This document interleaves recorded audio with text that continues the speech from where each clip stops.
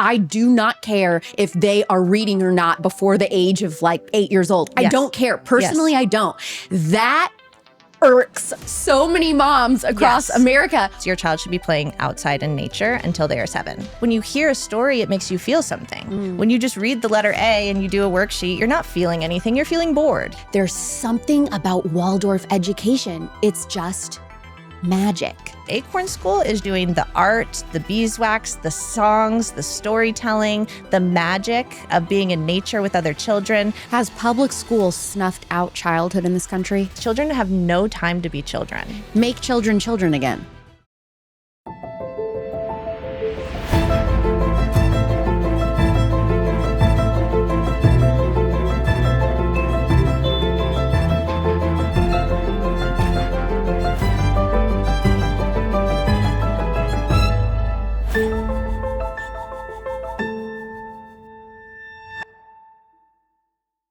When was the last time you pictured learning as beautiful? When someone says classroom, what do you picture? Do you imagine children sitting at desks quietly, walking in straight lines, staring at beige walls? Or do you picture colorful ribbons and fairy tales, imaginative play, nature, climbing trees, singing songs around a campfire, baking bread, or running barefoot through a meadow with the wind blowing through your hair? Perhaps you feel like the latter is dead and gone. That sort of education doesn't exist in America anymore. It's a relic of the past. What if I told you it does?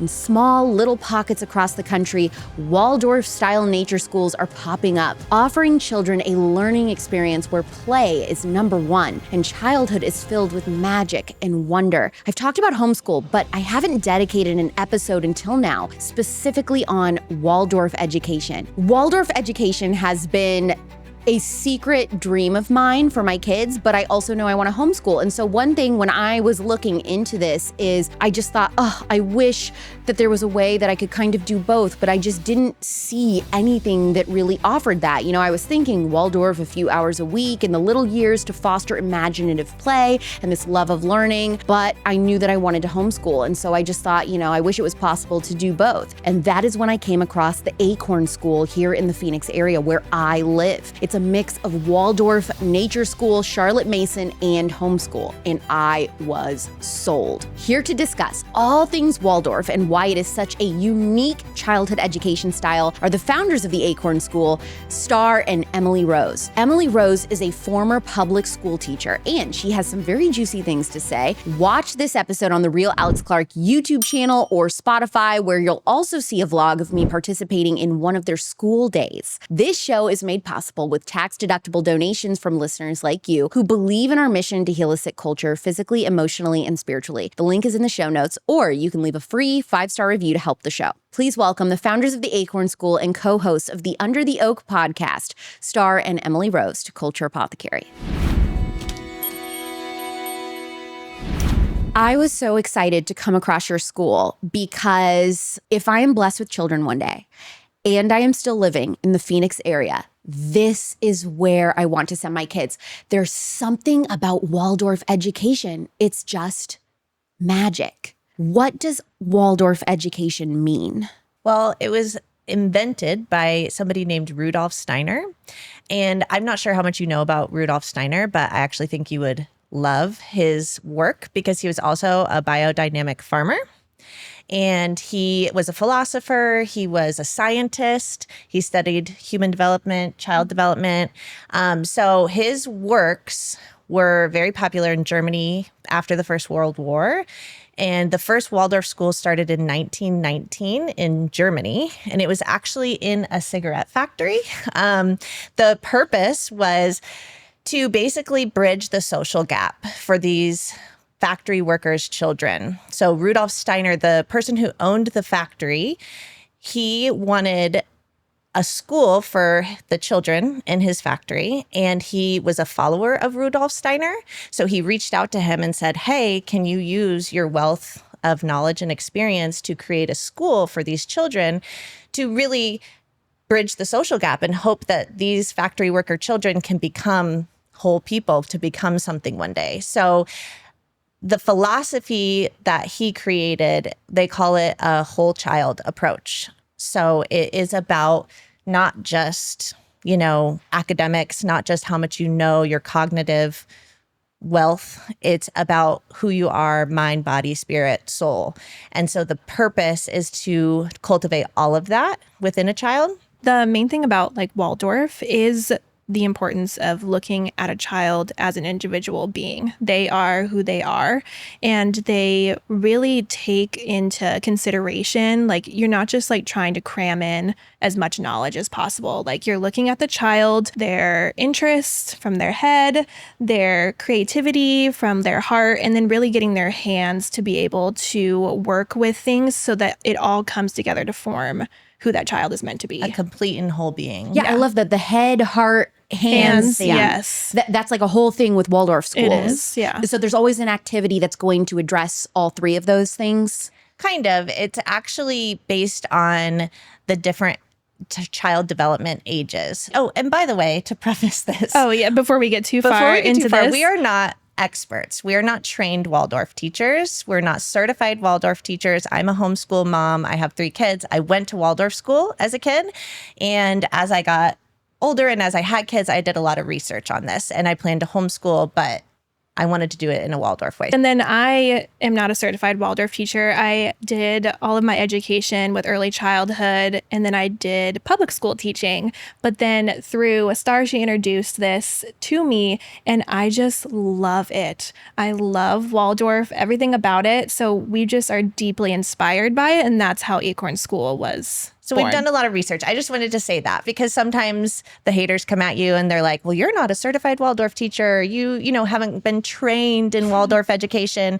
And there's a lot of dogma that can surround Waldorf education and other education styles. So we just wanted to say, as I'm telling you all of this is based on my own experience and research and not, I don't know who the Waldorf gods are, but it's not from them. So the early childhood is from ages 1 to 7. And in Waldorf philosophy, basically that is your willing stage or the hand stage. So this is when children are learning through hands-on work. And like a 1-year-old is learning to walk. Over and over again, you are learning how to do something. Little children are doing things with their hands. They're doing things with their bodies. They're learning how to move. They're learning how to, integrate their fingers, the crossover with crawling. There's a lot of development that's just happening within their body. And so they call that the hand stage or the willing stage in Waldorf education. So this is one of the critiques of Waldorf education that people get is before age 7, they really don't focus on reading. They don't focus on math. And I love this. Yeah. And this is the thing.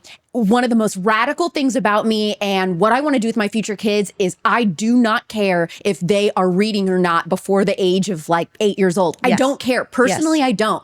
That irks so many moms across America, but I just feel like that is like a weird standard. Do you know where it comes from though? No, I'm sure the public school model is that you have to be reading by a certain especially age. People that like you went through public school, so you have that frantic like, oh my gosh, you have to know how to like read. Like, oh my gosh, you're behind. Like you're not ahead. Like I feel like those are children that grow up to be adults and parents, and then they get scared that their children by age 3 doesn't know all their sounds and their letters, and they're switching their B's and their D's, and it's like so scary and horrifying. And I think it's because when they were a kid, that all that pressure is put on you. And it's not a whole child approach. No. So they're not thinking about, how is my child feeling? How is my child working with their bodies? How is my child doing on a personal level? They're just thinking, how much information does my child know? Can they read? Can they do this? They do that yet? Oh, my child doesn't know the sound for A, B, or C, or whatever it might be. And it's insane because they're not developmentally ready. So your children at the Waldorf school before age 7, are they learning things like letters and numbers, or they don't even know how to count? We don't do any of that at Acorn School. Now, what's unique about Acorn School is it's a homeschool enrichment program. So each family is doing whatever they want to do at home. So there's a lot of autonomy. So some of the kids know how to read and they're 4 years old. And some of the kids, like my child is 6 and he doesn't know how to read yet. We haven't pushed it because he's not interested in it. Anytime I've introduced here's the letters, or here's, this or that. Do you want to learn how to read? He's like, he likes to be read to. He loves storytelling. He's very smart, but he's just not interested yet in that. So I don't want to sacrifice my relationship with my child by forcing something on him at home as a homeschool mother. I want to wait till he's engaging and interested in reading. Do kids seem to learn more whenever they actually want to? Like if you wait for that moment for them to be like, hey, I think I want to learn how to read now. Yes, and that's why our enrichment program is so lovely, because the kids, we have themes and we provide a lot of, stimulus and things for them to do, but it's always fascinating to see like which kids are super into our different themes or our different activities, and it changes every week. And it's just really cool because we do handwork, and you can just tell the kids that are like very into like sewing, and they're just like sitting there, taking their time, doing their thing. And then the kids that try it and then they're good. But the next week, those kids are really into beeswax. And so I feel like that type of environment can only lead into the academic parts too. Like when they're ready, when they're excited about it, that's just when they go all in. Well, and what she's referencing is Waldorf is very focused on art. Art is brought into every single aspect of education. So when they are older and they're learning math and they're learning science and they're learning how to read, they incorporate art into all of that, whether that's watercolor painting, drawing, putting on plays. I remember when I was a kid in Waldorf school, we acted out plays. There's always that form of learning through love, through your heart, through your feeling life, which is what art creates. Remember whenever we used to put on a play to convince our parents to let our friends spend the night?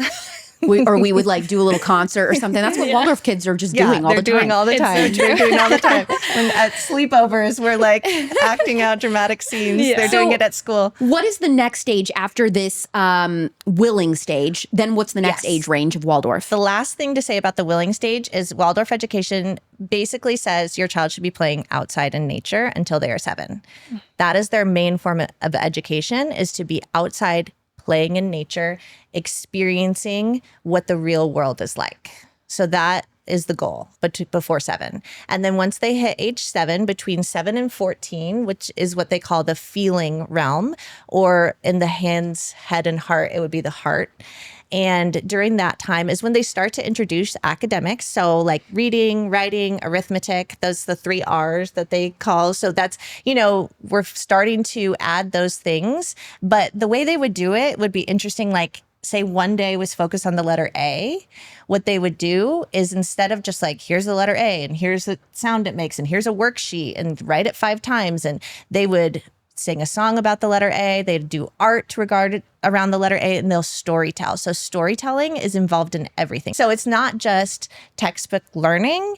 The teacher actually is learning through their own imparted knowledge, and they're going to tell a story, not read a story out of a book, but they're going to be engaging in storytelling. Storytelling is so important. If you think about your podcast, even how these stories are reaching people, it's the personal stories that people hear and they go, oh, that happened to me, or I relate to that. So what do you mean a personal story about the letter A? They'll make something up, like on the spot, improv? It might not be a personal like there story. Once was a little troll. His name was Alexander, like that? Alexander started with A, and he went to pick an apple out of the poisonous apple tree. And then, whatever, they create something that engages a child, that makes them feel something. That's why they call it the feeling years. Because when you hear a story, it makes you feel something. When you just read the letter A and you do a worksheet, you're not feeling anything. You're feeling bored. You're feeling like, I want to get out of here. Learn this. I want to go play outside. That's what you're feeling. So, but when you're engaged in a very exciting, your teacher is yelling and throwing things and acting something out or drawing a beautiful picture on the board. When I was in Waldorf school, the teachers, so when we were starting this process of learning all these different things, they call it the Waldorf blackboard. That's very cliche Waldorf. And teachers, and you've probably seen it on social media even, they draw these gorgeous pictures on these is that a blackboards. Prerequisite to be a Waldorf teacher? You've got to be like amazing, there has to be a talented chalkboard artist. And an artist. Yeah, the people that go into Waldorf education are usually artists. They have musical backgrounds, or theater backgrounds, or musicians. They usually have a specialty, so maybe not every teacher can do every single one of those things. But that's where you combine. You have a couple teachers at a school. with different skills. Like Yes. you guys have different skills. Yes. Yeah. Well, I'm not a teacher. I'm the mother. I come with my kids and the visionary of Acorn School, but I'm not actually a teacher. So Emilirose is a teacher. Yeah, I started off as the sole teacher at Acorn School, but then now we have our lovely other teachers that I've been able to train and impart my We've trained a few skills teachers. and strategies, and But they're you guys amazing. co-founded. Yes, we co-founded it. So it was kind of co-op style. So a co-op traditionally is a bunch of moms get together and they do different parts of a curriculum with their children, right? So there's a group of people that do a co-op. So Acorn School was kind of inspired by this co-op style of learning, but I wanted a Waldorf co-op. But I have 3 little kids. I have a baby, I have a 3-year-old, I have a 6-year-old. So I am busy. I don't have the time to teach a class. And if I tried to teach a class, my 1-year-old is going to be screaming and doing all these things.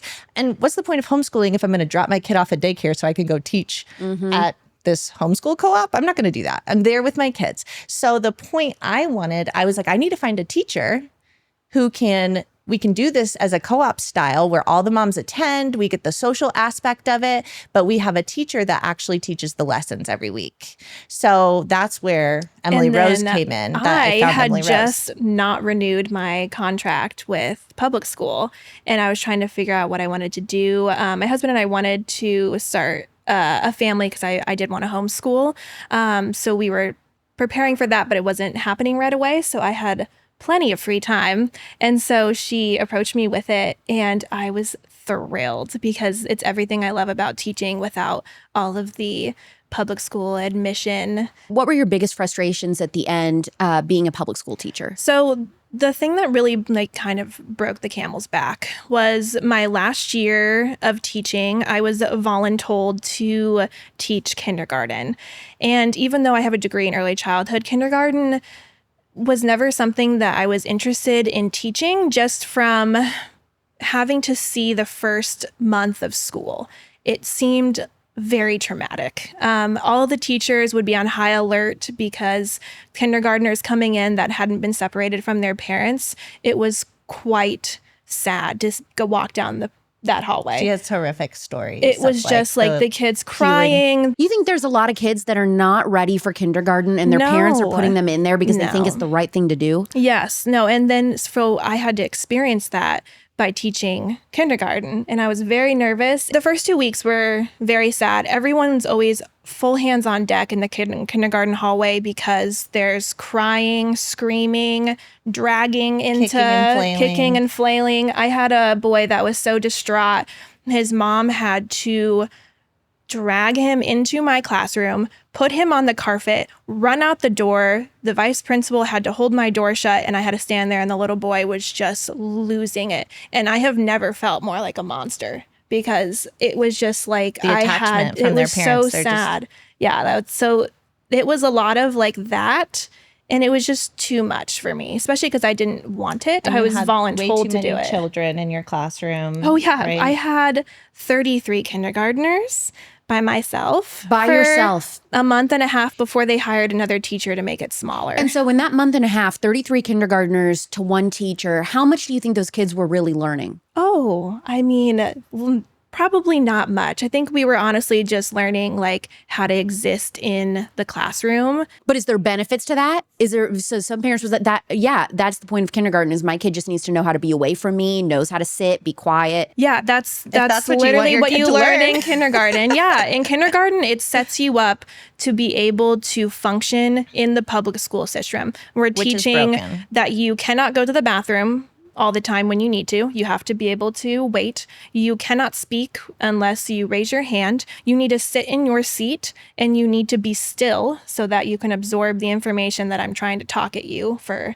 6 hours. And, you have to be able to transition without getting upset. And then all on top of that, basically like social conforming. Yes. No. And then on top of that, as a teacher, I am having the admin force of 1,000 suns shining down on me to make sure all of my scores are where they need to be. These kids need to be learning all their letters. They need to be reading small sentences by the time I send them to first grade. Otherwise, I'm a horrible teacher. And it was too much. My mental health just whoosh, and I just couldn't do it anymore. Not to make it too intense, But yeah, not to make it too intense, but we're making sure that your kids know how to be prisoners. Okay, Really? so I want to go back to this. You mentioned that this feeling stage ends at 14. Now, I imagine a 14-year-old boy is not going to want to sit there to listen about like a gnome with the letter A name or whatever. I'm assuming that it's different. How would the feeling stage be different for a 14-year-old versus the 7-year-old? I would say that a 14-year-old boy, by the time they're into those teenage years, they have academically continued to increase. So they're doing science, they're doing experiments, they are doing woodworking classes, they're learning, age appropriate things as they get older. That's kind of the point, though, is that it's age appropriate, and they're still doing storytelling. And these boys that are in there are probably into doing a play. They're probably can build themselves a bench. They can probably do a lot of things that your typical video game playing 14-year-old boy is not going to be interested in, because they've been raised in a way that to where they're their individual person. Yeah, where they've been engaged by storytelling. They're probably much more creative. They're probably, doing things at home, starting their own businesses, because they have that different way of looking at the world. They're also focused on compassion, creating, bravery, these character traits that you want a child to have. They're teaching those through storytelling. So, and Waldorf is like the philosophy and the way they teach children is a lot more effective. And that's why it works. Where public school, I feel like the word, if I had to pick a word, would probably be ineffective, because they constantly are creating problems for themselves that they're trying to fix, but then it pops up with 10 other problems. Like the reason why they have to start so early with getting kids to try to read and know their letters is because there's 30 of them to one teacher. So it's almost like you're trying to throw out a large net as much as you can, because, if I had 10 kids in my class, I could get a lot more done than 30 when I'm trying to meet all of their needs. You have to start younger to be able to meet get these what they need. Standards later on. Exactly. So if you want this kid to be able to read at a second grade level, you got to need start in preschool. 4. Yeah. Because there's 30 kids and there's chaos and nothing is efficient. So you have to just drill it in until they can meet those standards later on. Yeah. Every day, millions of women, including myself, go through our makeup routine like it's no big deal, right? It's just routine. We apply foundation, blush, mascara. We're checking ourselves in the mirror thinking, okay, I look great. But what if I told you that every time you reach for that foundation or your favorite lipstick, you're adding more chemicals into your body layer by layer, day after day? Let me hit you with some truth, okay? Girl to girl, many popular cosmetics are packed with toxic chemicals that build up in your system over time. From preservatives to fragrances, these ingredients are linked to everything from skin irritation to more serious health concerns. And the worst part, you don't even realize it's happening. You're just exposing your skin to stuff that your body can't even detox properly. But there's a better way. Let me introduce you to Adele Natural Cosmetics. That's Adele Natural Cosmetics. They're a family-owned company that's been crafting clean, non-toxic beauty products since the 90s. They're all about locally sourced, nutrient-rich ingredients and making sure that your makeup routine is as safe as it is beautiful. Their moisturizing foundation is a game changer, combining skincare and flawless coverage in one easy stick. Plus, their cream blush and essential moisturize are packed with oils like jojoba and coconut, giving your skin the love it deserves. No more chemicals, no more toxins. Adele believes that true beauty comes from the heart, and your makeup should reflect that. You can even get personalized foundation color matching with real customer service. So don't wait. Go to AdeleNaturalCosmetics.com. Use code ALEX for 25% off your very first order. That's 25% off your first order at AdeleNaturalCosmetics.com. If you want to keep playing Russian roulette with your immune system this winter, be my guest. Keep drinking your overpriced kombucha, praying for the best. But if you want to actually survive this cold and flu season, do yourself a favor. Get some Mush More Co. organic super mushroom gummies. These things are like a fortified wall around your immune system. We're talking real organic mushroom fruiting bodies here. Not that synthetic garbage some influencer is trying to sell you that promises to fix your allergies but only gives you gas. These gummies don't just keep you from getting sick, they 3, make sure you don't turn into a walking biohazard like your coworkers. You know, the ones who cough into their hands, touch everything, and wonder why their good vibes aren't keeping them healthy. If you want to spend the winter curled up on your couch, surrounded by tissues, eating soup like some tragic character in a Hallmark movie, that's fine. But if you actually want to live to function as a human being, try these Mushmore Co. organic super mushroom gummies. They taste better than whatever mystery chemicals you're putting in your body now, and they actually work. Your kids will love them too. Mushrooms, particularly medicinal varieties like reishi, chaga, and lion's mane, are packed with compounds that support and regulate the immune system. They activate immune cells, which help fight off infections and diseases. Additionally, mushrooms are rich in antioxidants and polyphenols, which reduce inflammation and protect the body from oxidative stress, further strengthening the body's defense mechanism. So basically, mushrooms provide a natural, science-backed way to boost immune function and promote overall health. So head to eatmushies.com. Use my code Alex for 20% off. That's eatmushies.com, code Alex for 20% off. You can keep ignoring the problem, or you can try not being a sick, miserable little wench this winter. Your call. Monday Night Football. My boyfriend's on the couch freaking out over a touchdown. It's like the most important moment in his life. Meanwhile, I'm just sitting there, totally uninterested in the game, crunching, because I am here for 2 things, him and the snacks. And let me tell you, a bite of masa chips and you're also going to be screaming, touchdown! Yay! Masa chips are made with organic corn, grass-fed beef tallow, and Redmond's real salt. So they're not just tasty, they're actually good for you. Unlike those typical tortilla chips loaded with seed oils, which, by the way, leading nutritionists are saying should be avoided. Seed oils like canola or sunflower oil, they're full of polyunsaturated fatty acids, or PUFAs for short. Chips with seed oils oxidize easily, depleting your body's antioxidants, leaving you feeling sluggish, bloated, and honestly just meh after you snack. Over time, they even contribute to stubborn fat that's hard to lose. Not great. But masa chips, they're 100% seed oil free, which means you can snack without feeling blah. And talk about flavor, blue corn, habanero, churro, and lime. Oh, and I've got a pro tip. Grab some churro masa chips, dip them in a little dark chocolate that you melt, and you've got the best dessert snack ever. So while my boyfriend's losing his mind over the game, I'm living my best life, snacking on the chips that don't break under running clock pressure. Ooh, football term! Head to masachips.com, use the code RealAlexClark for 20% off your first purchase. That's masachips.com with code RealAlexClark for 20% off your first order. When I think about Waldorf, I totally understand, see the benefits for little kids. Is it rarer for people to do this education style for middle school and older? There's less of it for sure. Okay. So there's less Waldorf schools in general. They don't go through, the one I went through high school. I didn't go through high school, but a lot of my friends from when I was little did. So it is a lot less common. I think our culture is not prone to that. You know, it's just like people probably become afraid. Like, do they know enough? Or are they getting enough? Or I need to put them into public school now. For me, I went to public school because my mom moved across the country and we didn't have the same school available to me. So I had to go to public school after that. So I just think that they fizzle out later on, but I don't think it's less effective. I don't think they become less of a well-rounded person by going through. Especially having the foundation of their early years with having them be the center of their education. Haven't even addressed yet is 14 to 21. So then the last stage of Waldorf education from 14 to 21 is the thinking stage. So this is where in high school and beyond high school and college, you're really focused on that cognitive understanding of things. So it's not that there's no reading, writing, arithmetic, and any cognitive learning prior to 14, but that's really when you're ready to understand concepts.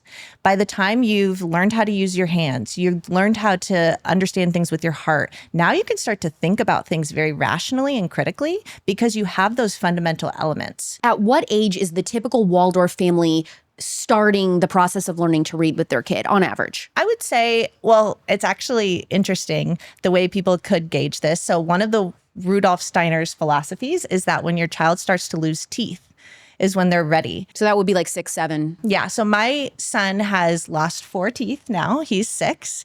And so that's just in my mind. I'm still not forcing anything on him, but I'm like, okay, he probably is developmentally starting to have more skills to use that brain power differently than he's been. And I actually just got all of my homeschool curriculum ready for that right now. So once again, it's going to be a very gentle process, but I've gotten a lot of stuff together for reading and for learning the alphabet, learning the letter sounds that we're going to start to integrate at home. And I also have a 3-year-old.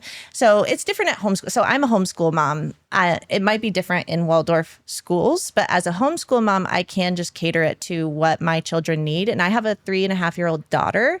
And the difference between having a 6-year-old boy and a 3.5-year-old daughter and the way their attention spans last, the things they're interested in, is so different that I actually think my daughter and my son will be learning this stuff together. Wow. Because I think that she'll want to sit and learn as we read a story about A. She's going to be interested in that. And she likes to sit in color and she likes to sit and paint. And she has way more of a bandwidth for that, where he wants to do stuff with his hands. He loves to mold beeswax. He loves to do things, but then he wants to go bounce off the walls and do something else.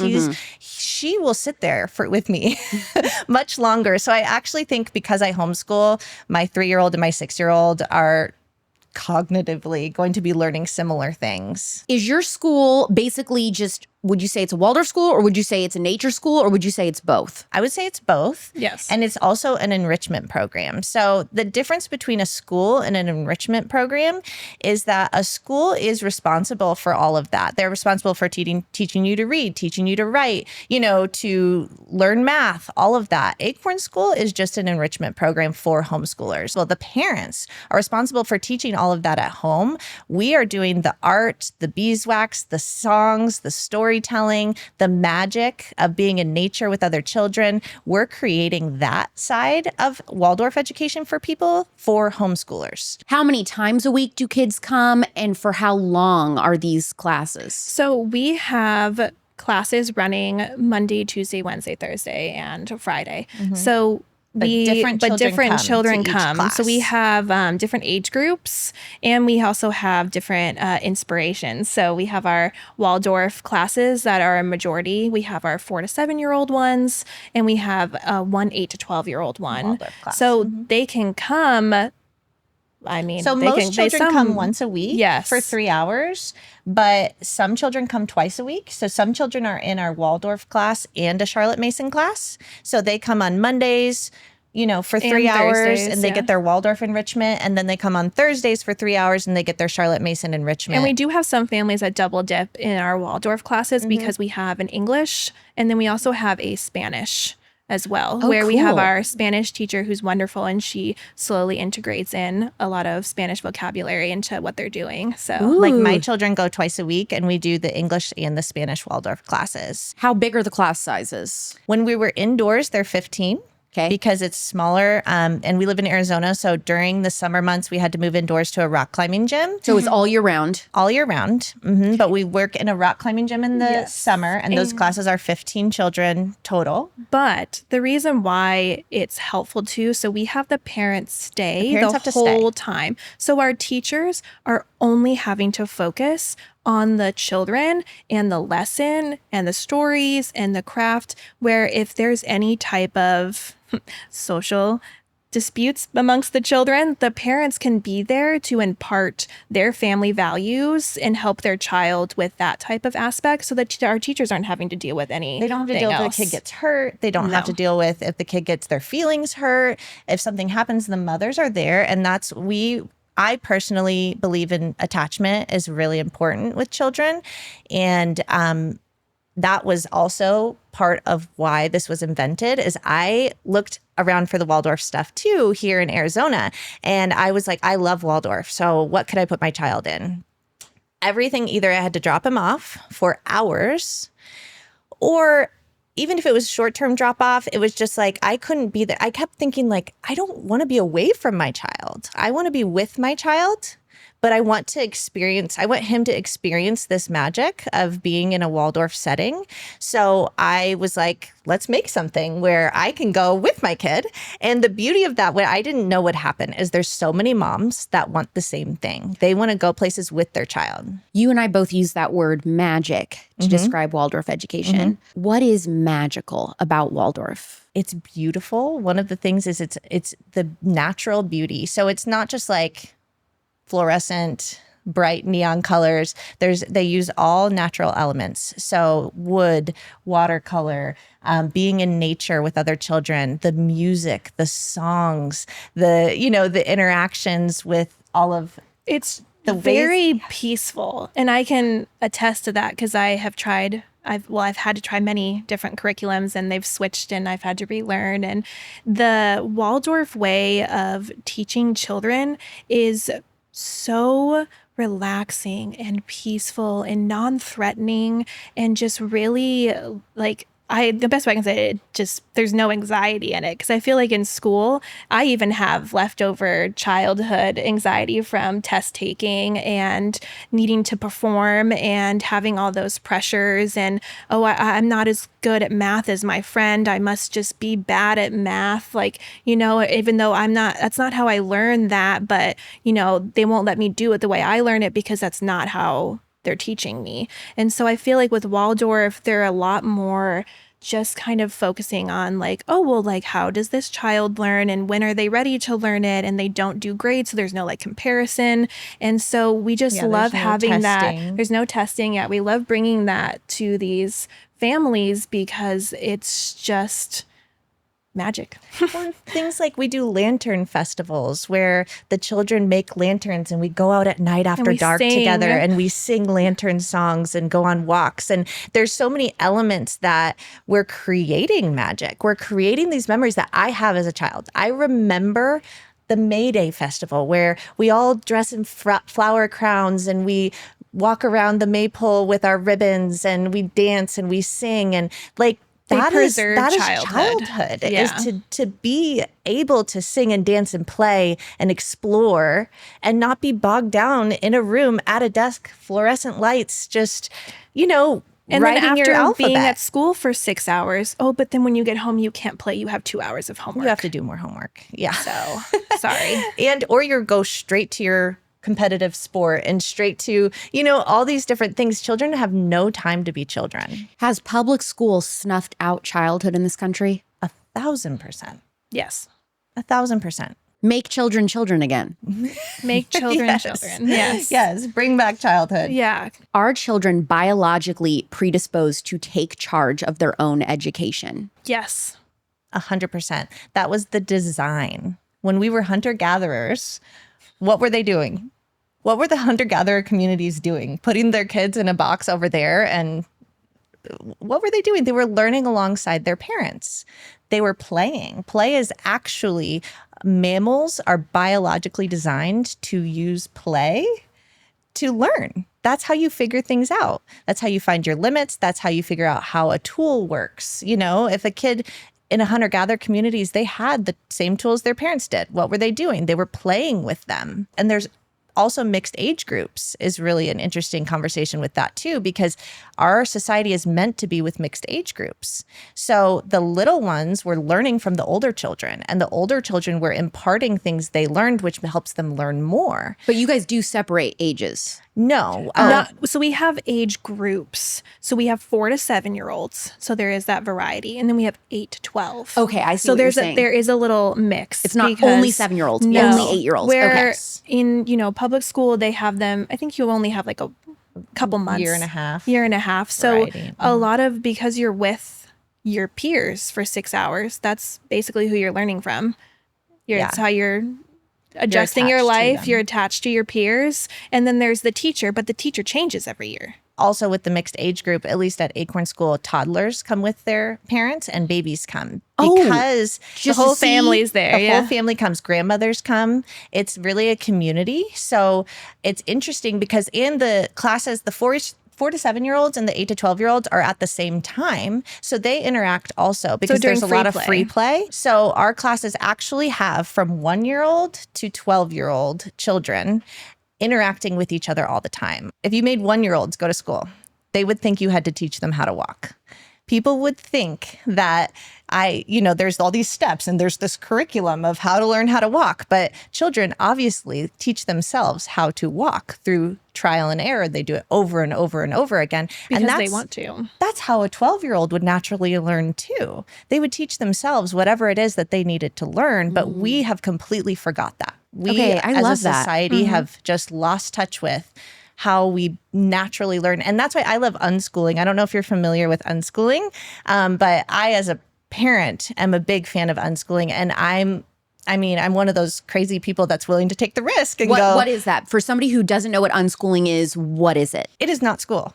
It is the opposite of school. It is deschooling. It's going, school was this construct that was created to do what? Create factory workers? That's what school was for. So unschooling has the belief of, we didn't need this anyways. This was never necessary. You think, I love it how people like the propaganda is like, those poor kids didn't know how to read and write before school came. It's like, really? Children couldn't teach themselves. Nobody taught them to read and write. They just were so dumb and uneducated. And like, that's not true. Some of the greatest people in our culture never went to school.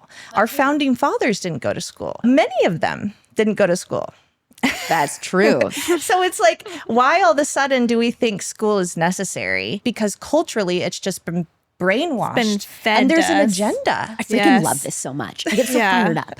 I love this subject. It's everything that I love is raising countercultural kids. And that is exactly what is happening in a Waldorf education. Now, here's a question.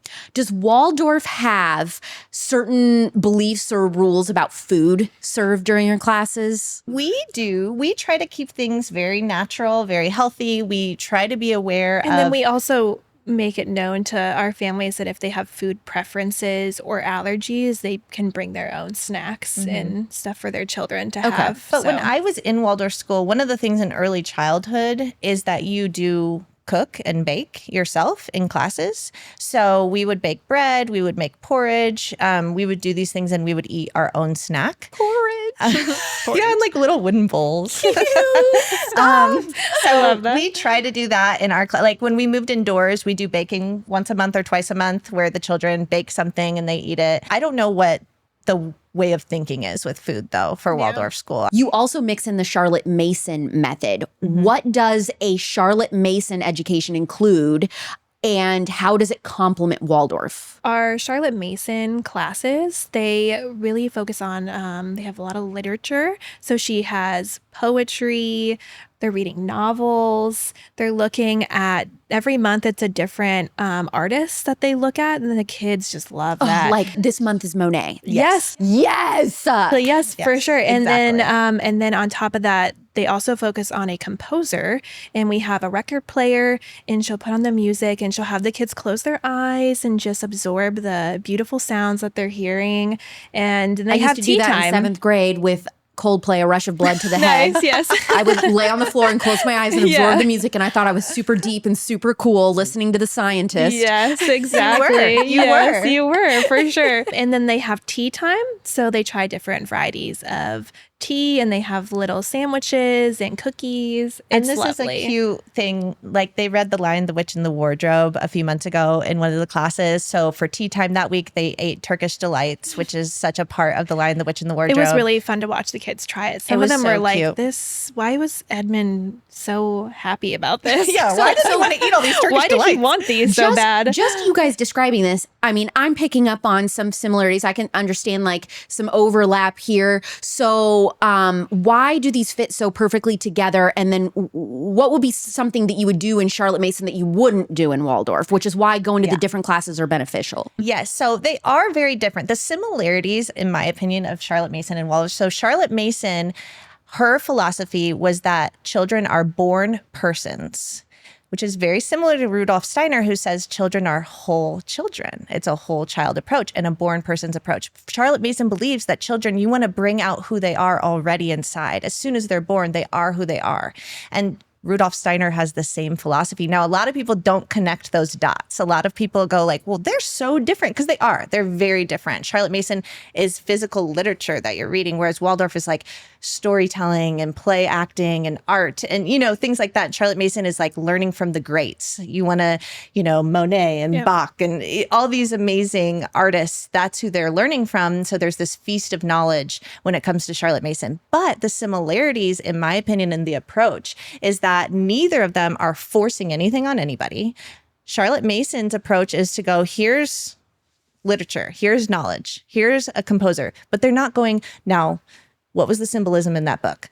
Let me answer it correctly on the test, what happened during this time. It's just an immersive experience for a child to pick up what they're ready to. And you're saying, when you say immersive, am I correct in this, that when you talk about a Charlotte Mason method being immersive in literature, it's like taking a story. Let's just say if you're reading Ping the Duck, then you're doing lessons then on like Chinese history. You're using the story to then get into other and subjects. Also they're about like having like almost like a buffet of like literature for the child to look at themselves, and then you take direction from the child and what they're interested in. So you may offer books about ducks and Chinese literature, but then also have over here like some dragons or like different things, and you just kind of have They're being immersed in that being immersed in culture. it, and then you go off of their direction of where they're telling you they're like interested in. And so I'm assuming, because we're talking about how there's no pressure in Waldorf school to read by a certain age, the kids that are then also doing your Charlotte Mason classes,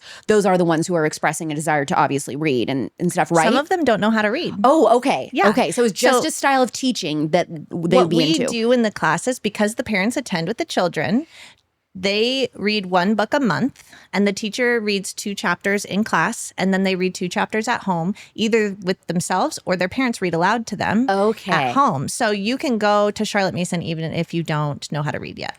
I love it so much. I just want to be a student. All the moms, when we describe the Charlotte Mason classes and the things, or even Especially the tea crafts time at Acorn and School, the they're always music. like, can we do a mom's class? Like, can we you do set some up a mom mom's class? crafts? And I'm Yeah. like, I keep meaning to do it. We just haven't done it yet. But You should do one a month, one day a month or evening or something. The moms get together and they do a fun activity or something. they do a craft. We Yeah. read a book. We do something. That's cute. Or a That little would be book club. some poetry. Yeah. Tell me about some of the activities or events that you did in the last month. So last month we had our Michaelmas festival, and that is About St. Michael. Saint Michael, yes, and his bravery and being able to defend Himself against a himself dragon. against a So the dragon. Saint Lots Michael of story. symbolism. Mhm. Yes. So we had that. So all the children came for our festival for that, and we had crafts and activities. They got to make their own little shields and their little masks. And then the teachers wore dragon masks, and there were geodes in front of them, and the kids had to try to sneak up and grab their geode. And so they had so much fun with that. And then our classes, we had dragons, and we did These are the apples. And so we just had a really do fun different time. themes We baked each week. cookies. Yeah, so we have a different theme every week. How important is imaginative play in Waldorf education? The most important thing.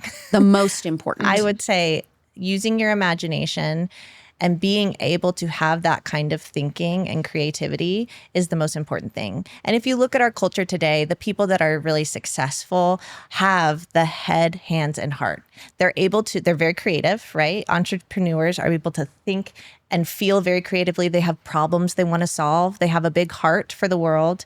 They have very critical thinking and problem solving skills. And they actually know how to do it with their hands. They can actually create something that is worthwhile. So children that don't, I believe, learn with their head, heart, and hands, they just have one style. Oh, I learned what year the Revolutionary War was. Like, what's that going to do for you?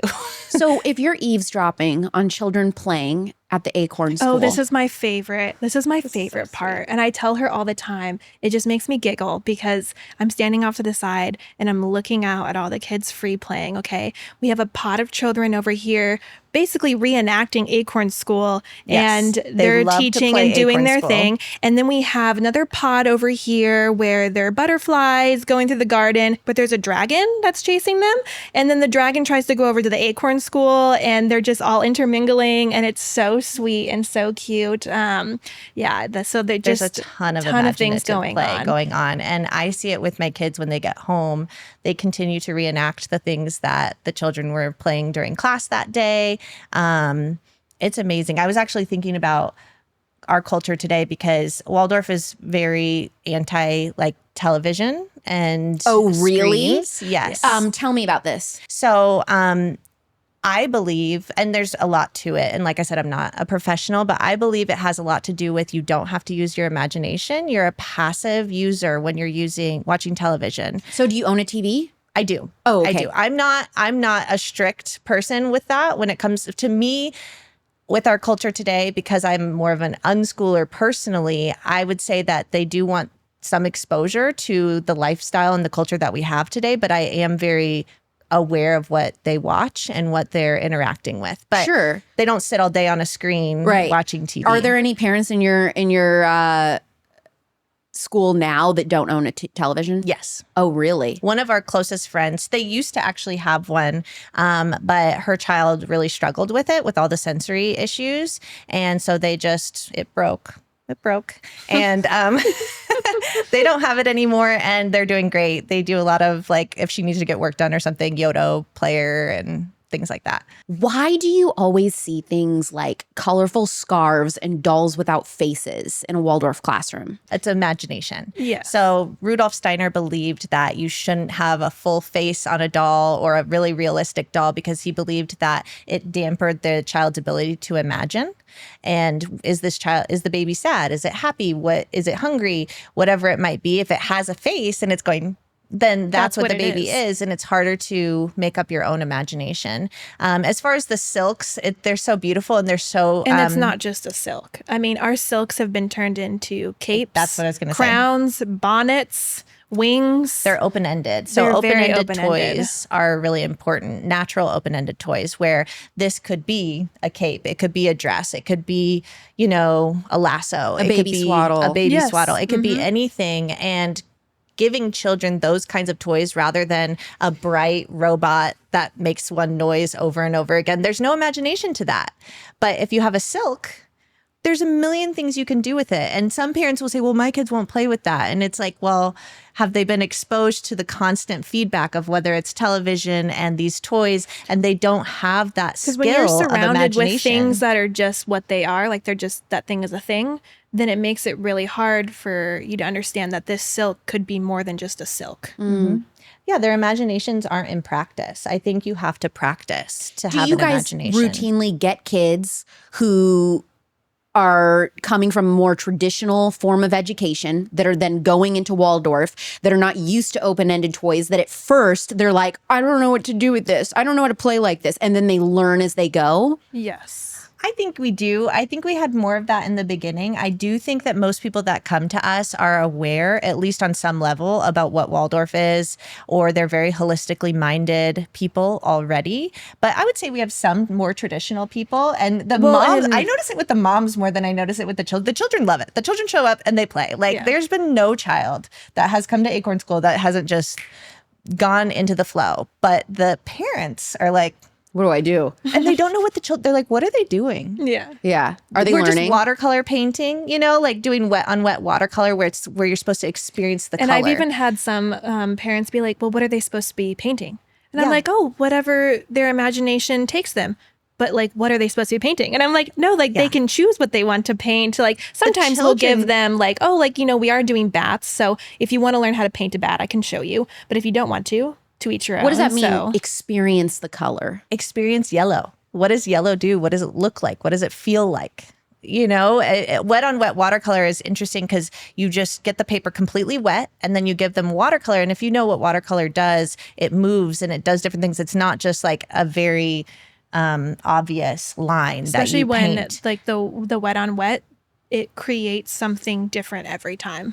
Like even though you're doing a specific stroke, the water that's already there will take it in somewhere else. Somewhere so you're else. experiencing that color rather than having I'm supposed to paint a sun. Why is beeswax so important to Waldorf education? I love You wanna beeswax. take that one? Yes. Okay. So beeswax is very interesting.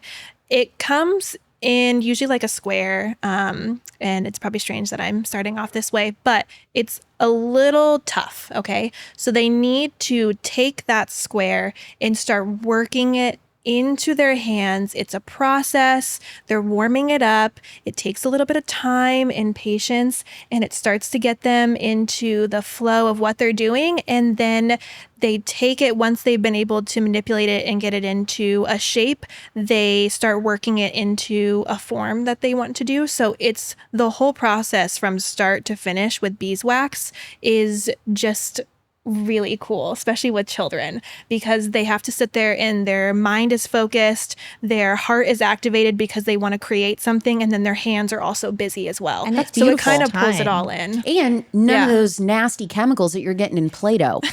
You know, that stuff Yes. is filled with crap. Yeah. After learning everything I learned, my kids would not be allowed to play with Play-Doh. There's so much like that. And that's the other thing that's lovely about Waldorf is everything is natural. As a former public school teacher, what grade would you give the current public education system when it comes to educating our children? Oh, a grade? I get to grade them? Is there something lower than an F? I mean, it's so unfortunate. I mean, It's not the teacher's fault. No, and I want to make that very clear. There's no reality where a teacher who's going to go to college to become an educator, where I can pretty much all across the board, they love kids, they want to educate them, they want to be around them, they want to make little learners. Like that will be every teacher's.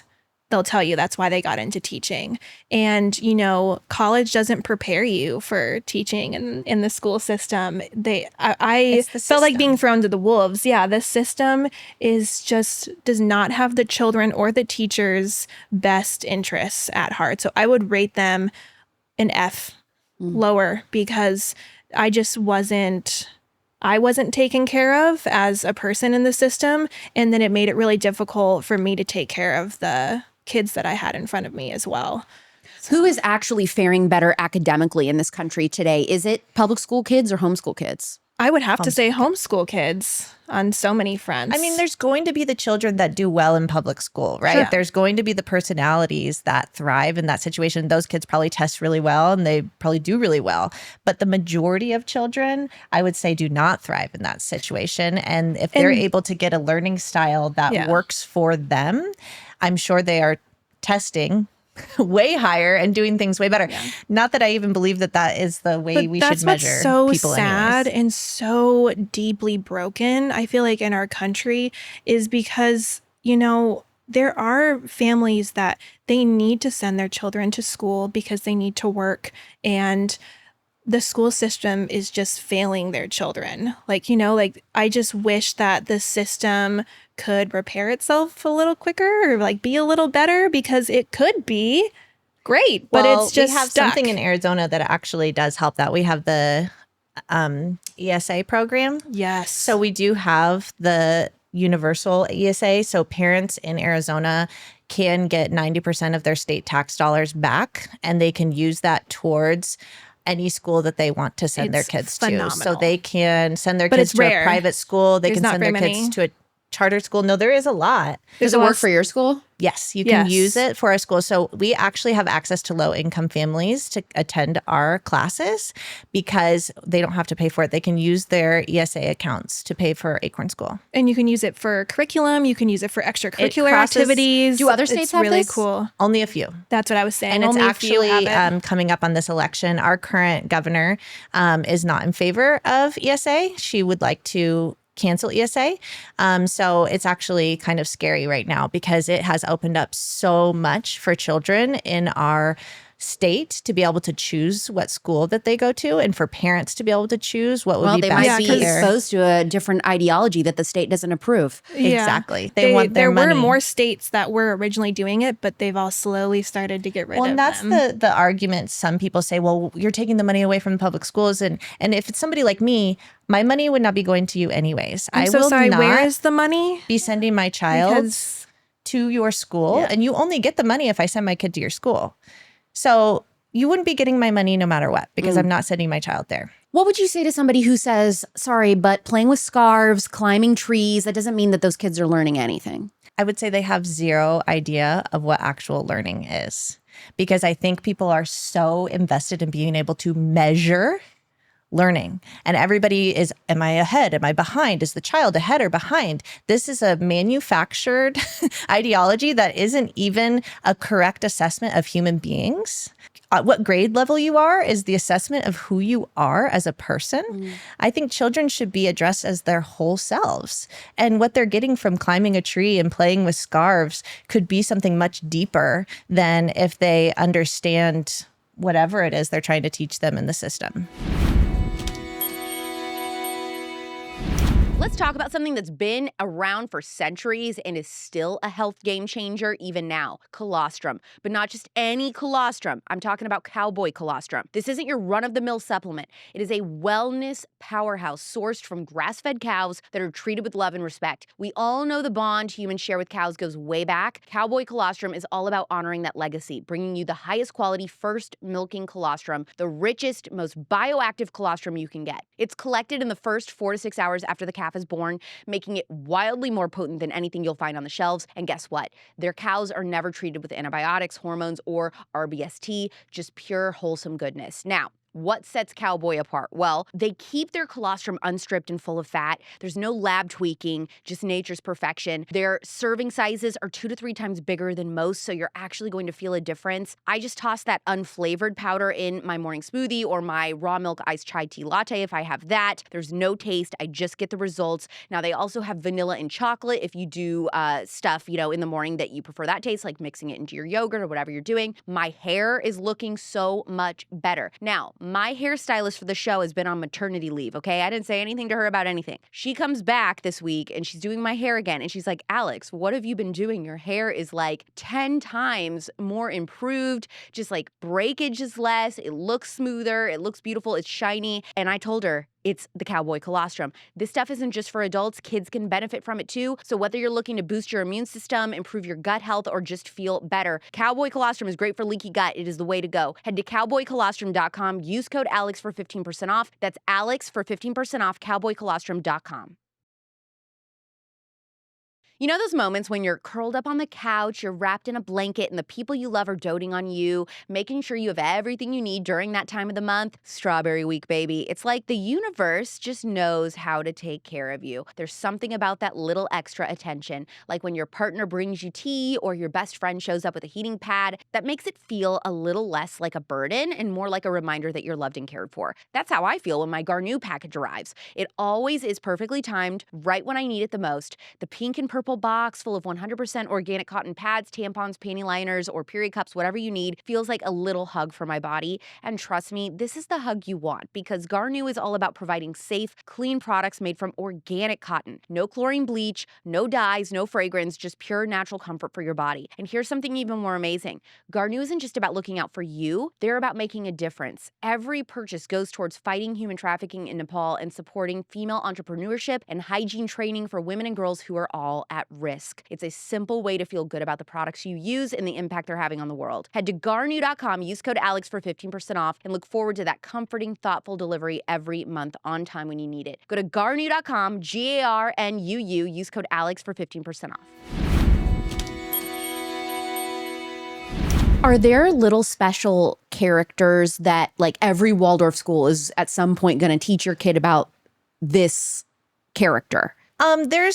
The festivals usually go by saints. So like I said, we did Michaelmas. There's like Saint Nicholas or different things like that. A lot of them use gnomes, but they're not like a specific gnome. It's just like in general, gnomes, fairies. Why gnomes and fairies? I think it's just magical. I think it's just appeasing to things that aren't just in reality versus Montessori, where they're very strict and everything has to be focused in reality. Waldorf, they don't do the imagination. They don't do all the storytelling. They don't encourage that kind of learning. They're very strict on, this is what a dinosaur looks like. This is the shape of a dinosaur. This is the exact way that they act. Versus in Waldorf, they're like, a dragon flies through the air. They're very much more focused on that imaginative side. Why are birthdays so important in Waldorf? We do a special birthday celebration each month for the children, but normally in a Waldorf school, you would do it on your actual birthday. You would get to be celebrated. And I think it just is another testament to this is a whole person. You are important. Who you are is worth celebrating, is worth knowing. What are the things that you do for the birthday kid? Oh, this is so fun. At Acorn School. At Acorn School, we have a celebration every month. So it's if any of our because we don't meet members, every day of the week. People only come once a week, so we have to kind of put everybody. So if your birthday's in month. September, we'll celebrate you at the end of the month. And what we do is we set up a birthday table, and there is a beeswax candle, and we have a cape and a crown, and then we get all the other children into like a tunnel. And the birthday kid will walk down the tunnel with all their friends. We have like silks and little like bells. They walk all the way down. We say a birthday verse. They blow out their candle, and it's really fun. What's the birthday verse? It's from heaven high unto the earth. Today we celebrate Charlie's birth. When he came down 6 years ago, his angels knew right where to go. Mother and father so happy and proud. Something... They celebrate their child out loud. Cute. Yeah, it's really fun. And then So they blow out the their teacher candle. will be saying that as the child is walking down the all of their friends and their tunnel. And they're wearing their cape and their cape crown. and their They feel so crown. special. And then we Yeah. do it at the beginning of class so they can wear their cape and crown all day. And they then get to be the special children that day. Yes, and then at the end of class, when we're doing watercoloring or beeswax crayons, we create birthday books for the children. So all their friends make them a special page, and we bind it, and they get to take it home. That is actually one of the most special things. For every year. Everybody looks forward to their My birthday book. kids, Charlie has 2 because he was in 2 classes. Scarlett has 1. They're out in our house. Every day almost, they bring their birthday book out. They look at the pictures. They say, Nico drew this for me. And, they feel so special and cared about by their peers because of that. What are in-breath and out-breath activities? That's a great question. Yes, we have many of those in our classes. So an in-breath would be when we're doing like story time and that type of thing. And then the out-breath would be when they go to free play. And then an in-breath again. So it's kind of like it's a rhythm. That's why in Waldorf, they specifically use the word rhythm when they're talking about their schedule because it's very rhythmic. It's not like rigid. It's not a 8:05. You have to go. You have to outside be right going now. outside, and you only have 10 minutes. That's my question is, if you're seeing these kids, they are really, really involved in immersive, imaginative play. Like they're having so much fun. Like this is like the best day ever. But you know that you have a beeswax craft that you were supposed to do. Do you just let them do that all day and you just change the plans, or do you move them out of that activity to something else? Maybe at the end of the day, the very last watercolor session sometimes doesn't happen, but usually we'd still do everything, but it's a flow. So if we see that they're in a flow state and they are playing, we will give them some time and we'll check back in 5 minutes, and then maybe in 5 minutes and 10 minutes, maybe it starts to get a little less, magical. They're not as engaged. And it's like, oh, maybe some are getting distracted, some are trickling in. Then we'll go, oh, now it's time for our craft.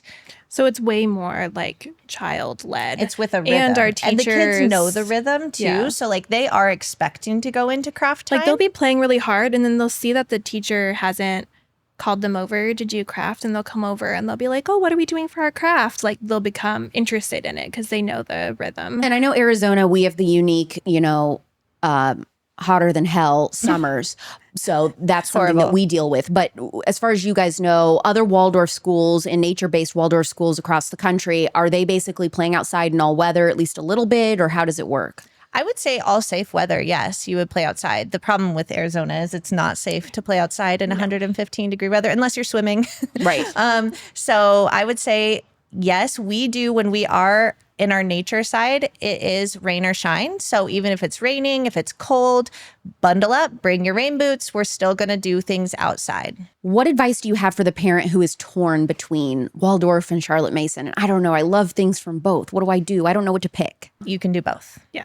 I'd say you can do whatever you want. You're a homeschool mom. That is why you homeschool. You can follow. Waldorf says the child is the curriculum. It's not based on a certain curriculum. You look at your child, they are the curriculum. What do they need? What lights them up? If a Charlotte Mason story lights up your child, but it's not Waldorf enough, why wouldn't you do that? What brings joy to you and your family? And that's why we love at Acorn School, one of our favorite words is inspired, because that's truly what we are. We were just inspired by the Waldorf philosophy, but we still make it like our own. And then we were inspired by the Charlotte Mason, but we've still made it like our own. And anybody has the power to be able to do that. Yeah, we're not dogmatic about any of it. And some people are, and I just think that that's a shame sometimes, because when you get too caught up in the rules of something, you miss out on the beauty of other things. Do you consider Waldorf to be new agey at all? I think it depends on who you would ask. Rudolf Steiner created what he would call the science of spirituality, and that was called anthroposophy. And so some people might be turned off on that based on maybe their religious views. As far as Acorn School goes, we do not operate from anthroposophy.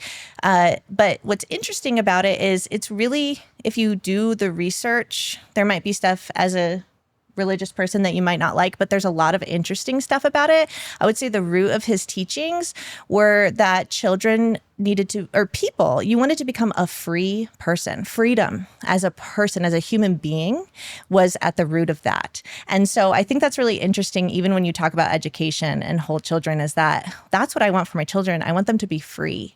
I don't want them to be tied to any kind of fear or label or, this is who I have to be, or this is what I have to do when I grow up. I want my kid to become my kid, and what lights him up and makes him happy is the goal. And so I want him to be a free person. Okay, so you saying that is interesting to me, because when I have looked up other Waldorf schools in America, I mean, you check their, our beliefs and things like that on their website. Some of them do say things like, diversity, equity, inclusion is important. We do critical race theory, social justice issues. Is that something that you guys are getting into in your curriculum at the Acorn School? No.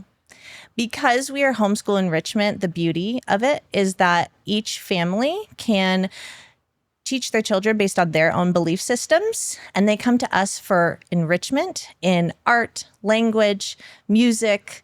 We're not addressing those personal beliefs and issues. I like that. I think that is a great strategy for every school. I think that's what it should be in public school. I think exactly what you're saying. We're doing the learning, the actually getting to be a kid, all that kind of stuff. Those types of deep issues, belief systems, leave that to the parents to do. Yeah. And it shouldn't happen until after they're 14, according to Waldorf, because your conceptual ability to understand concepts doesn't happen until you're older. Oh. So they shouldn't be teaching 5-year-olds deep concepts anyways, because they're not capable of grasping something on that level, especially That's very interesting. if they haven't had their heart and their hands and their ability to grow properly, and then you're trying to teach them these very critical thinking concepts. That's just too much for a kid.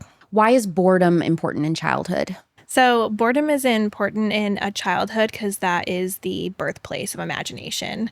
You can think to yourself as just a person, even as an adult, when you're sitting there and you're like, I'm bored. Like, you can then take the steps to then be unbored.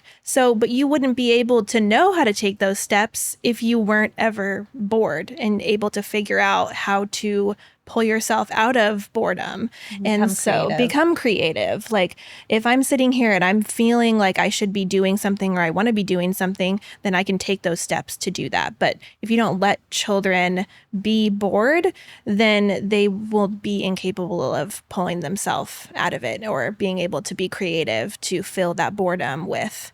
And you become a passive person in society, in my opinion. If you're never bored, you're just always being stimulated and entertained by an outside source, then you're just much more likely to go with the flow as an adult too, and just believe whatever is told to you, just be a passive member of society, to never make a change or a difference. But if you're a bored kid and you have to actually learn how to create and how to learn and how to observe, then you're much more likely to be not passive and be an active member of your community and society, I think. And I feel like, as a child, where if you are needing to deal with your boredom yourself, you become reliant on yourself, where if somebody's constantly providing you with stimulus and they are giving you that support for your boredom, you will always be looking for that outside of yourself and other people. What is a spirit nurturing education?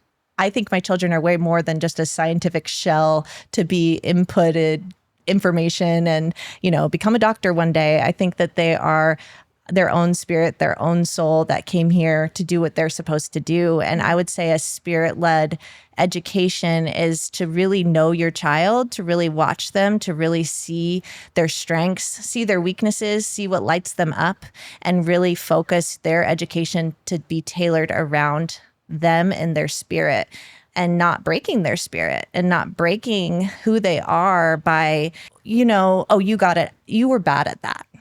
You got an F on that test. That breaks a child's spirit, in my opinion, because they're like, well, I'm not good enough. I'm not like the other kids. It creates low self-esteem. Everything in our culture, I think within the education system, unless you're good at it, creates everybody else to feel less than and to feel lower than. And I think that hurts your spirit. I think your spirit gets dampened and you look for things outside of you then to make you feel better. Your mental health is affected when you feel bad about yourself. So I think a spirit-led education is to truly nurture your child in all of things. For people who don't live in Arizona and they're bummed out because they are like, oh my gosh, hearing everything about the Acorn School, that would be my dream school.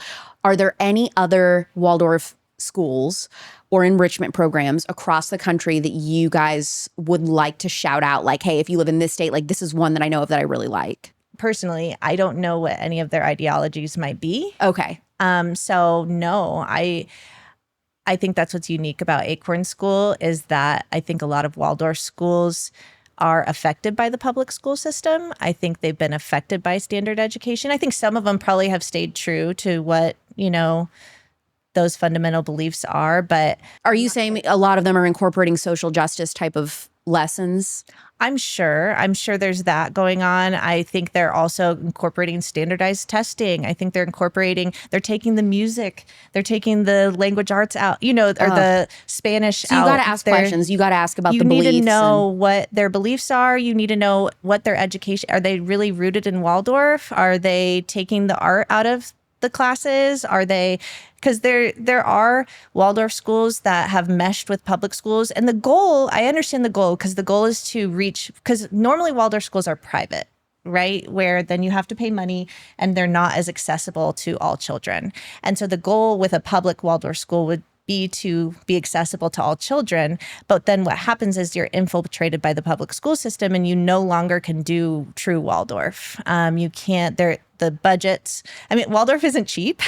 The materials are expensive. They're high quality. That was a question I thought was funny that Katie asked us when your booker asked us when we were doing this. She was like, well, do the parents donate materials or who buys your materials? And I thought, oh, we buy our materials. And I thought, oh, public schools get materials donated to them. The parents buy their materials. Rolled into your your fee. Yeah, okay. It is. We provide everything ourselves. We, the parents pay to come to Acorn School and we provide everything. But I just thought it was interesting because even in public school education, even though they have a budget, you were telling me this. You were like, if just the government's funding for the supplies were in the classroom, would be ugly. The classrooms sad. would be There would be no decorations. Like when you walk into a teacher's classroom, if it looks fun and inviting, it was pretty much created and purchased by the teacher. Because I mean, they provide like the bare minimum. Like we got a supply, but the qualities were really kind of icky. So that's why teachers have to ask for supply lists, because we would not make it through the year if we didn't have those donations. So it's interesting, like even in public schools, even though they have all this public funding, the materials are really low quality. And so if you're merging Waldorf with public schools, the materials are gonna get lower quality. You know, the teachers aren't gonna be able to do, that's the other big thing about Waldorf that's really amazing, is that teachers are given autonomy to teach in a way that lights up the teacher. So imagine a teacher that is told this is exactly how you have to teach, and this is exactly the curriculum you have to follow, and you have to do it in this way. Right. And maybe that teacher doesn't like that. Well, they have to do it. Whereas a Waldorf teacher has way more autonomy. If you love music, sing songs all day to your kids. If you love art, do it this way. If you want to study Native Americans, well, when I was in Waldorf school, we literally went outside and built a wigwam on the property, because that's what my teacher was interested in, was like helping us, learn about Native Americans through hands-on building a wigwam. So, I think that's the difference in public school too, is like once you start merging them, then the teachers don't have autonomy anymore. So it's really a unique thing, I think, that Acorn School is doing, because we are private, but we have Arizona ESA where, we're accessible to anybody, that we can stick to our ideologies and our values without being compromised by the public school system. So does your school year start in September? We just go all year round. So you go all year. So people can just join whenever. Mm-hmm. Yes. And are you guys currently accepting new students at the Acorn School? We are full right now. We have 6 classes and a dance class, and they're all completely full. But Jeez, good for you. Thank you. That's awesome, guys. Yeah, it's going really well. But there are wait lists, and people like come and go, because you can either do monthly or you can do quarterly. So some people are like, this wasn't for me, and they stop after a month, or they have a family vacation coming up and they want to pause for a month. Things like that happen. So if you want to join Acorn School, I would get on the wait list, and it just goes in chronological order. So whenever a spot opens up, you can join. How much does it cost for a child under 7 to attend? It's $275 a month. And that includes 4 3-hour classes, a monthly festival, a monthly outing. You get an unlimited rock climbing membership. You get access to our private community. We just designed, and starting in October, a take-home supplemental curriculum. So, for example, this week we did bats in class. Mm-hmm. And now we have a curriculum that you get in your membership. You can digitally download it and print it at home. And it gives you information about bats. It gives you our story we told in class about bats. It gives you our song we did about bats, a craft that's different than the in-class craft to do with bats. So you can take your Acorn School experience home with you, and it can enrich your homeschool life as well. Cute. So is there like some kind of like Waldorf database where it's like any animal, here's a song or something? Or are you guys coming up with a bat song? We're so blessed. We're so beyond blessed. So one of our teachers, Olivia, she is very talented. She writes all of our stories and all of our monthly songs, and she's extremely talented. A weekly curriculum song. Cool. Yeah. So this is all gifted, so original Acorn School content. If you could offer one remedy to heal a sick culture, and that could be physically, mentally, or spiritually, what would that be for you? Family focused. I feel like the more that you are focused on your family and like your children and your partner, and just together creating a tight family, I think that can only help generations be better. And what about you, Star? I love that answer. And just to tag on to her answer, that's one thing we didn't mention about Acorn School, is that we are a family-centered program. It's a family-centered approach. So instead of a child-centered approach, which most of the things in society are. You go to a bounce house, like, or a bouncy place, that's for kids. The parents hate it. It's overstimulating. It's miserable. You're not there for yourself. Whereas you come to Acorn School, yes, the child is getting this beautiful enrichment, but the mothers have created these lasting, intimate relationships with each other. There's so much in common that the families have. The toddlers play together and the grandmothers come. It's really a family-centered approach where everybody enjoys coming to Acorn School. I have the moms like, we're going to dinner on Friday night all together. They text me all the time. We have such a rich community within the mothers, and they found like real lifelong friendships. So the family-centered education, I think, is like a part of the revolution as well, is it's not just about the kid, it's about the whole family, which homeschooling also incorporates. I would say two things. I mean, they're obscure, but I would say personal responsibility and a relationship with a higher power. I do think that those two things, being able to look within yourself when you have a problem in life and not just point to the outside world and it's somebody else that caused that problem. Even if somebody did something to you, the way it affects you is your problem. And I would say having that personal responsibility and then having a relationship with a God as you understand it to use to help you through life is the most important thing you could have. Where can people find your school on Instagram, and what's your website? On Instagram, we are at acorn_school.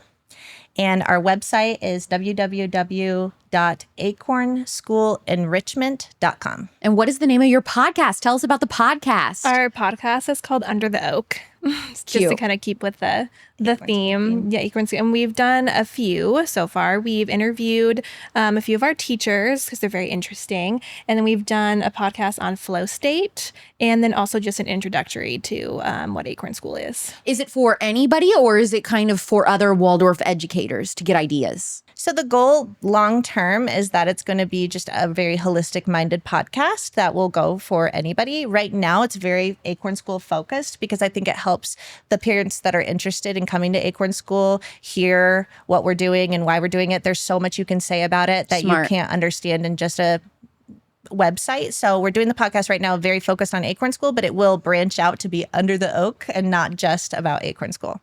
We're doing something really fun, which I just, if you can't tell, nerd out on this subject.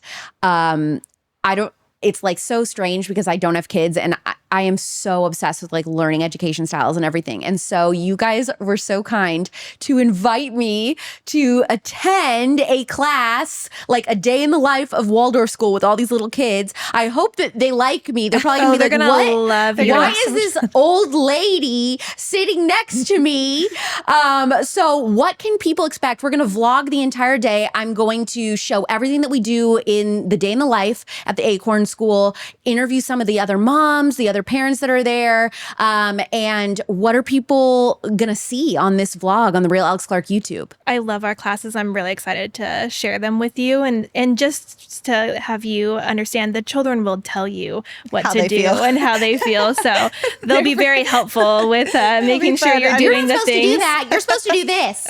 But they're super cute about it. Yeah. So we usually start with our community like morning circle, and there's singing songs, our monthly songs, storytelling, and just kind of being together, and the kids can like talk, and it's very sweet. And then we'll do our nature walk. We'll be at a farm, so that'll be very cool. Lots of animals and just being able to kind of hang out with all the farm creatures.